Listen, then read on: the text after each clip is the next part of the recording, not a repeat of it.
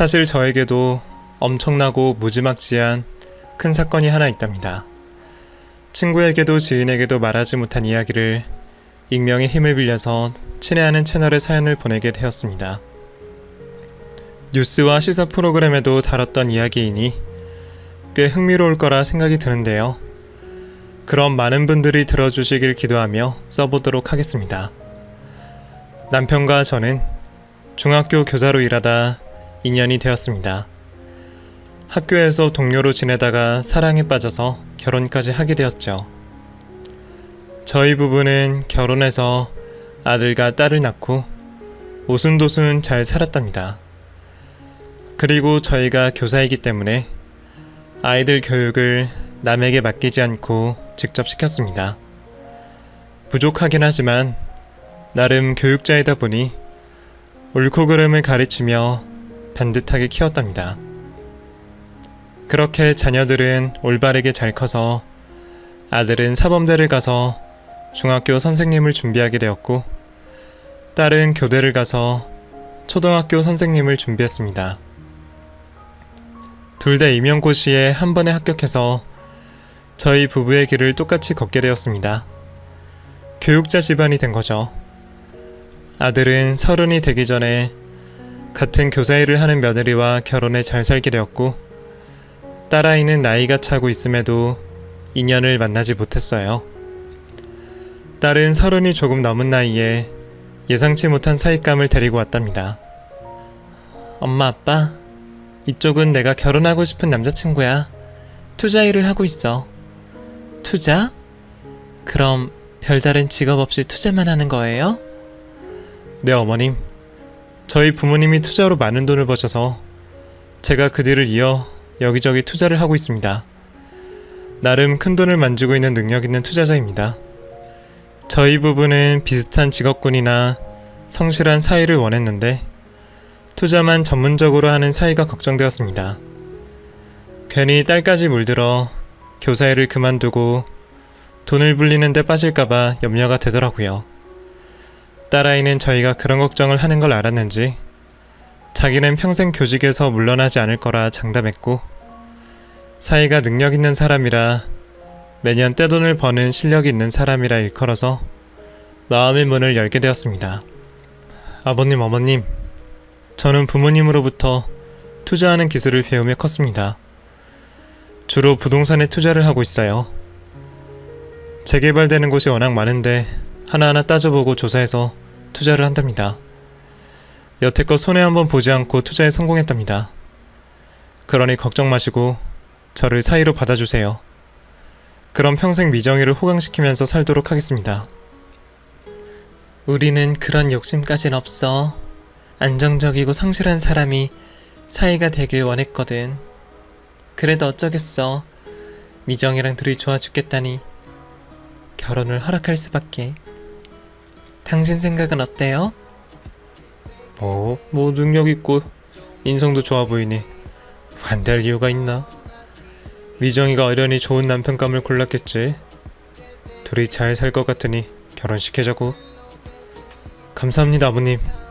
평생 미정이 손에 물 묻히지 않고 공주처럼 떠받들고 살겠습니다. 그래서 저희는 결혼 승낙을 하게 되었고 얼마 뒤에 상견례를 올리게 되었습니다. 그런데 예비사도는 투자로 얼마나 많은 돈을 벌었는지 머리부터 발끝까지 명품으로 도배한 건 물론이고 다이아 반지에 목걸이까지 차고 나왔답니다. 사돈 반가워요. 우리 아들이 투자만 하는 놈이라서 걱정을 하셨다죠? 그런데 그런 걱정은 하지 마세요. 저희 손이 닿는 곳은 언제나 대박이 나는 부동산이랍니다. 그리고 평생 먹고 살 돈을 마련해뒀으니 망할 일은 전혀 없다고요. 네, 사돈. 말씀을 믿긴 하지만 제가 염려되는 거는 투자라는 게 한번 실패하면 패가망신하는 거 아닌가요? 저는 사이가 안정적인 직장을 다녔으면 하는 바람이 있어요. 우리 사돈이 쓸데없는 걱정이 참 많군요. 제가 마이다스의 손이니 염려 붙들어 매세요. 두고 보면 아시겠지만 곧 재벌 못지않은 부자가 될 겁니다. 그런 말을 들으면서도 저는 내심 걱정을 하며 사이를 바라보았습니다. 직업만 빼면 모든 게 마음에 들어서 지금이라도 회사 생활을 하면 좋겠다 생각했죠. 여하튼 상견례 자리는 서로 바라는 걸 이야기하고 무난하게 협의가 되었습니다. 저와 남편은 딸아이에게 부족함 없이 혼수를 마련하도록 목돈을 전해주었고 나중을 대비해 유산까지 미리 넘겨주었답니다. 그리고 몇 주 후 딸과 사위의 결혼식을 올리게 되며 자식을 모두 시집장가 보내게 되었습니다. 아들이 장가갈 때는 눈물 한 방울도 흐르지 않았는데 딸 미정이가 남편의 손을 잡고 신부 입장을 하는 걸 보니 어찌나 가슴이 시리던지 눈물이 제멋대로 쏟아졌답니다. 그렇게 딸의 결혼식 막이 내리자 결혼식장 앞에 다 같이 서서 리무진을 타고 떠나는 딸과 사이에게 덕담하고 조언을 주었습니다. 우리 딸 축하한다. 이제 진짜 우리 품을 벗어나 한 남자의 아내가 되었구나. 네 남편과 싸우지 말고 잘 지내고 건강 잘 챙기도록 해. 엄마 아빠는 네가 행복하길 매일 기도할 테니 잘 살아야 한다. 그럼 당연하지. 예쁘게 잘 살 테니까 지켜봐줘. 그리고 자주 찾아뵐 테니까 문전박대나 하지마. 그래, 신혼여행 잘 다녀와서 보자. 재밌게 즐기고 와. 딸아이와 사이는 리무진에 올라 공항으로 떠났습니다. 신혼여행은 요즘 자주 떠나는 몰디브로 가게 되었죠. 저와 남편 사도는 마지막 인사를 하고 각자의 집으로 떠났답니다. 저는 집에 가서도 눈물을 흘리며 딸의 생각을 멈추지 못했습니다. 남편은 왜 이리 걱정이 많으냐며 제발 그만 좀 울라고 볼멘 소리를 했습니다. 여보, 뭐가 걱정이어서 그렇게 우는 거야? 사위와 사돈 집안 정도면 시집을 잘 보내는 거라고. 고생할 염려가 없는데 뭐가 그리 슬픈 거야? 나도 알지. 그런데 자꾸만 눈물이 쏟아져. 우리 미정이 잘 살겠지? 아이고, 이 사람아, 걱정도 팔자다, 어? 우리에게 넘치는 집안에 시집갔으니까 마음을 내려놓도록 해. 남편의 단호한 말에 걱정을 거두게 되었고 딸이 잘 살기를 희망하며 기도를 올렸습니다. 그렇게 시간이 흘러 딸과 사이가 신혼여행에서 돌아오는 날이 되어 전화를 걸었습니다. 여행 중 얼마나 재밌으면 전화 한 통을 하지 않았느냐고 혼을 낼 생각이었죠. 그런데 딸의 핸드폰이 꺼져 있어서 목소리를 듣지 못했고 사위에게도 연락을 해봤지만 역시나 전화가 꺼져 있었답니다. 두 사람 다 핸드폰이 꺼져 있으니 괜한 걱정이 들었습니다. 여보, 애들 전화가 다 꺼져 있어. 무슨 일이라도 생긴 게 아닐까? 아이고, 이 사람아. 재밌게 놀다 보니 충전하는 걸 깜빡했겠지 뭐, 어? 내일 우리 집에 인사 올 거니까 가만히 기다려봐, 응? 하지만 다음 날이 되어도 딸 내외는 저희 집에 찾아오지 않았습니다. 그제야 남편도 걱정을 하기 시작했습니다. 여전히 핸드폰이 꺼져 있어서 어찌할 바를 모르고 발만 동동 구르고 있었죠. 그래서 사돈에게 연락해 딸과 사이를 만났느냐고 물었습니다. 애들 잘 도착했어요. 어제 우리 집에서 잘 자고 떠났답니다. 그래요? 그런데 저희 집에는 오지 않았어요, 사돈. 그건 애들이 국내 여행을 한 번 더 다녀오겠다고 해서 못 간 거예요. 둘이 신혼이잖아요. 그러니까 며칠 더 기다려보세요. 네? 신혼여행을 2번이나 갔다는 말씀이세요? 사돈, 아무리 그래도 저희한테 인사를 와서 직접 말해야 하는 게 당연한 거 아닌가요? 그 사실을 사돈만 알고 있는 것도 이상하잖아요. 에이, 사돈이 너무 예민하시네. 애들은 여행 중에 핸드폰을 꺼두고 둘만의 시간을 즐기고 싶다 했어요. 또 사돈 댁에 들리지 않은 건 정신이 없어서 그런 겁니다. 그러니까 제 말을 들으세요. 애들이 갈 때까지 걱정 말고 기다리고 계시라고요. 전화를 끊자 남편도 이상하다고 답했습니다. 저희 딸이 그렇게 행동할 리가 없다며 뭔가 이상하다고 말이죠.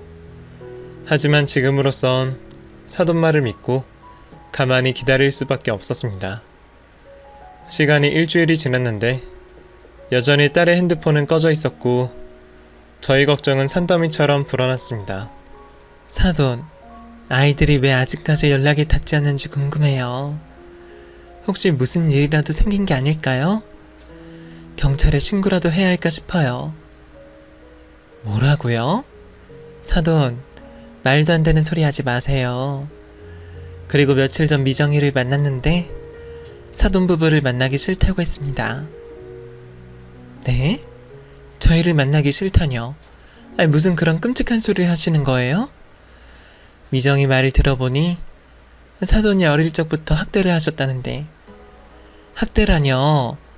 저희는 미정이를 온실 속 화초처럼 귀하게 키웠어요. 아니, 무슨 그런 말도 안 되는 소리를 하시는 겁니까? 자세한 내막은 모르겠지만 미정이가 두 분과의 만남을 원치 않고 있어요. 여하튼 내가 미정이한테 연락하라고 할 테니 가만히 기다려봐요. 괜히 설레발 치지 마시고요. 아시겠습니까? 사돈은 알 수 없는 말을 떠들어대며 전화를 끊어버렸습니다. 그런데 이튿날 딸 미정이에게 전화가 걸렸는데 사돈 말처럼 말도 안 되는 소리를 저희에게 하는 겁니다. 엄마 아빠, 왜 저를 그렇게 괴롭히셨어요? 어릴 적 두 분 때문에 생긴 트라우마에 벗어나지 못해 제 인생이 망가졌다고요. 미정아, 도대체 그게 무슨 소리니? 우리가 언제 너를 괴롭혔다는 거야? 괴롭히셨잖아요. 공부를 제대로 안 하면 언성을 높이고 회초리까지 들었죠. 그리고 성적이 떨어지면 온갖 욕설에 뺨까지 때리셨잖아요. 결혼해서 시어머니 품에 있다 보니 과거가 회상되었어요. 저희 불행했던 성장기가 말이에요. 딸 오빠와 비교하는 것도 모자라 허구한 날 때렸잖아요. 그리고 선생님이 되지 못하면 당신들 체면에 스크래치가 간다면서 억지로 교대에 가게 만들었죠. 내가 언제 그랬니 미정아? 어? 우린 널 사랑으로 보듬어주면서 키웠다고. 네가 하는 말은 전부 사실이 아니야.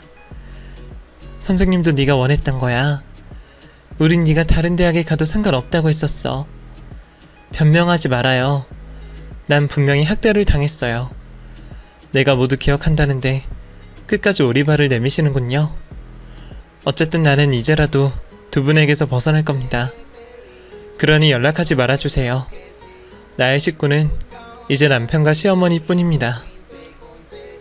딸아이는 그렇게 말하고 전화를 끊어버렸습니다.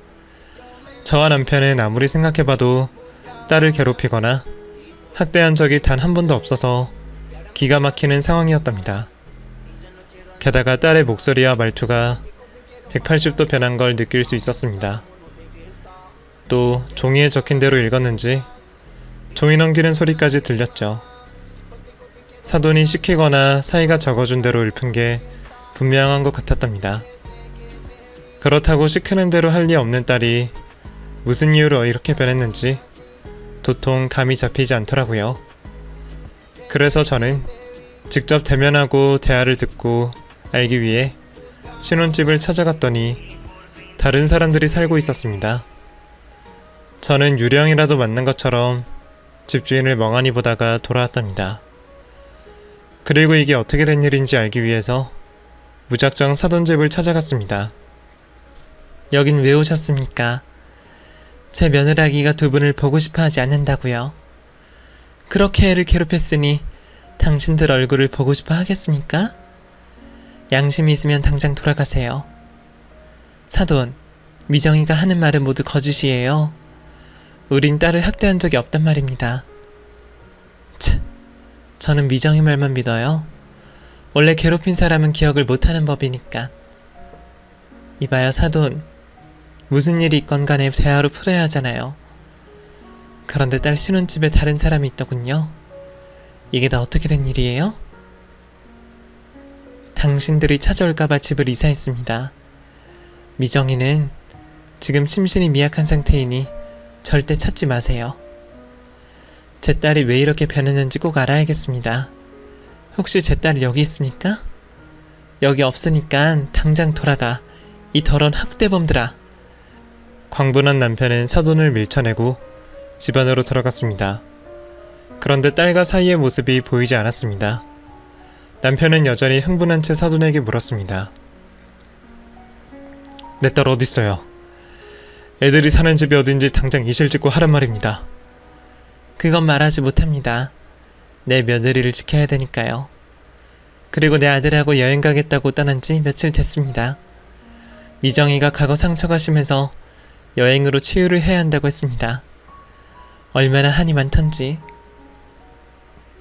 두 사람 이야기만 나와도 혼절까지 했다고요. 그러니까 당신들 딸을 그만 놓아주세요. 뭐가 잘못되어도 한참 잘못됐어. 사돈과 사이가 내 딸에게 무슨 짓을 한 게 틀림없다고. 뭐라고요?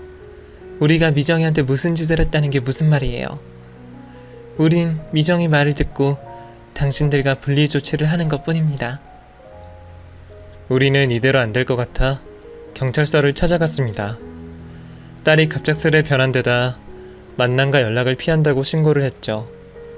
그런데 경찰이 딸과 통화를 하더니 수화기를 내려놓고 말하더군요. 따님이 어릴 적 학대를 당한 게 사실인가요? 두 분과는 절대 만나지 않겠다고 화를 내더군요. 이런 상황에서 저희가 할 수 있는 건 아무것도 없습니다. 따님이 사리분별할 성인이니 의사를 존중해야 한다고요. 경찰관님, 저희는 절대 학대를 하지 않았어요. 갑자기 이러는 이유는 딸에게 무슨 일이 벌어진 겁니다.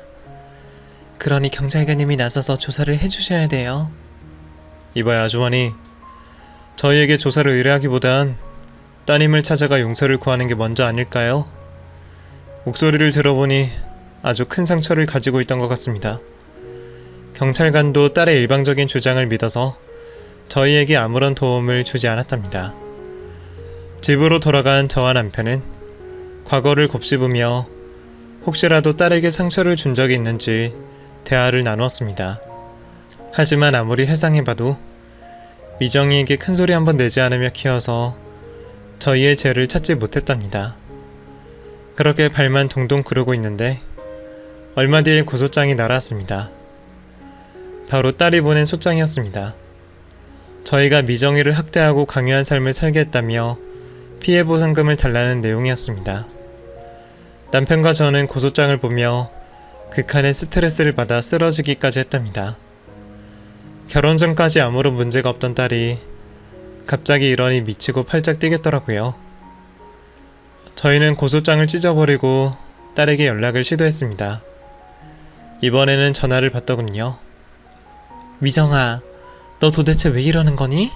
우리가 너를 어떻게 키웠는데 이따위 말도 안 되는 고소장을 보내는 거야? 이봐요들, 당신들이 나를 어떻게 키웠느냐고? 매일 할당량의 공부를 마치지 않으면 즉시 뺨을 갈기고 몽둥이로 때렸잖아요. 난 다 기억해요. 두 분은 날 교사로 만들려고 별의별 짓을 다 하셨다고요. 나에게 지옥이 있다면 당신들 집이고 악마가 있다면 바로 두 사람입니다. 미정아, 우린 단 한 번도 너에게 손찌검을 한 적이 없어. 도대체 누가 그런 짓을 했다는 거야? 우리 이럴 게 아니라 만나서 얘기하자. 그동안 우리에게 서운한 게 있었다면 만나서 풀어보자고. 내가 미쳤어요? 당신들을 만나서 또 무슨 수모를 당할 줄 알고? 닥치고 고소장에 적힌 날짜에 법원으로 나오세요. 진실이 밝혀지고도 지금처럼 나오는지 봅시다. 딸아이는 공격적인 말을 끝으로 전화를 끊어버렸습니다. 저와 남편은 이번에도 충격에 휩싸여 들어놓고 말았습니다. 금이야 오기야 키웠던 딸이 왜 이러는지 이유를 찾으려 해봐도 도무지 생각이 나지 않았답니다. 여보, 우리가 진짜 미정이를 학대했을까? 우리가 기억 못하는 뭔가가 있는 걸까? 제 물음에 남편은 그게 무슨 소리야? 아들보다 더 귀하게 키웠다고. 미정이가 왜 이러는지 모르겠지만 지금 제정신이 아닌 것 같아. 마치 사이비 종교에 홀린 것 같단 말이야. 라고 말했답니다. 저희는 딸의 고소일에 법원에 나가게 되었고 판사님은 증거가 하나도 없다며 저희에게 무죄를 선고하셨습니다. 법원 밖에서 만난 딸에게 다가가려 하자 사돈과 사이가 두 팔로 바리게이트를 치며 말렸습니다. 우리 미정이한테 접근하지 마세요. 두 분을 만나느니 지옥불에 가는 게 낫다고 하던군요. 그리고 미정이를 그렇게 괴롭혔으면 우리가 보낸 고소장에 명시된 돈을 지급해야 하는 거 아닙니까? 그 돈이 아까우셨어요? 딸에게 몹쓸 짓을 하고도 아주 뻔뻔하네요. 이어서 사이가 말했습니다. 아버님, 어머님, 무죄를 받긴 했지만 진실은 언젠간 밝혀질 겁니다. 당신들이 미정이에게 정신적 피해 보상금을 지급하지 않으면 끝까지 고소해서 보상을 받을 거라고요. 그리고 제 아내에게 접근한다면 스토킹으로 신고할 겁니다. 아시겠어요?